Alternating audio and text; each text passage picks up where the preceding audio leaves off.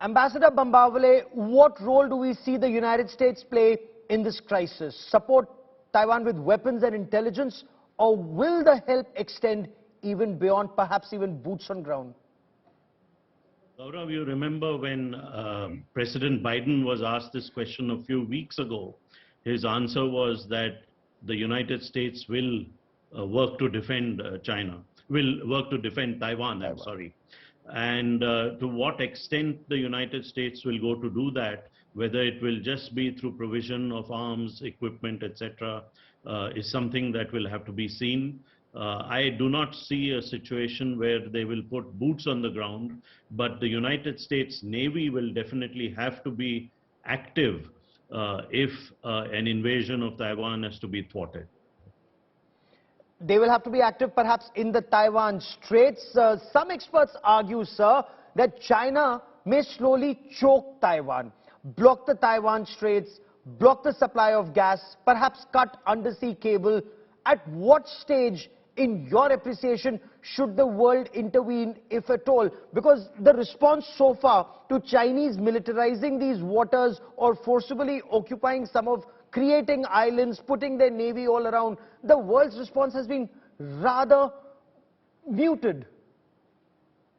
You are right, Gaurav. The world's response has been muted.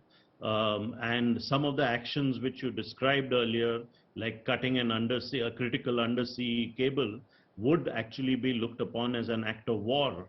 How the Taiwanese will respond is something that we will have to wait and see.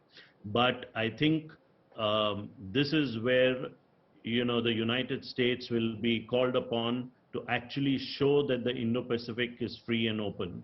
And if push comes to shove, I believe that the United States will act in defense of Taiwan. And will it just be restricted to the United States, or will it be a bigger body of democratic forces, including perhaps Australia, AUKUS gets involved, or other countries get involved? Does that send out a bigger message, sir? Would China be looking at these signals also? How the world responds from this point in the weeks and months ahead?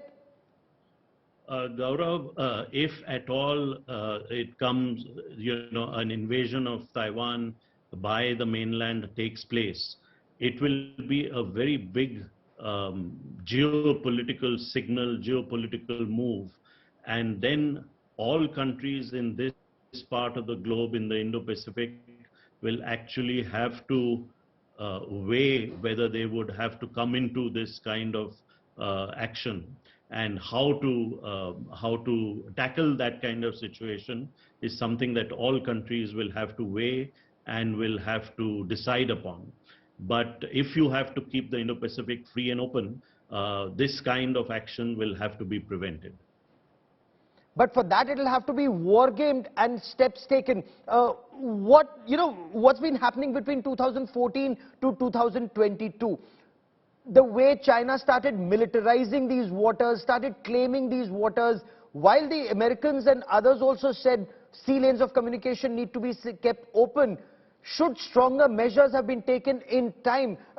The situation that we're in now, for example, Taiwan is an island. At least Ukraine got weapons through its land borders. Should China increase the blockade or continue to choke Taiwan, how will Taiwan be resupplied, sir?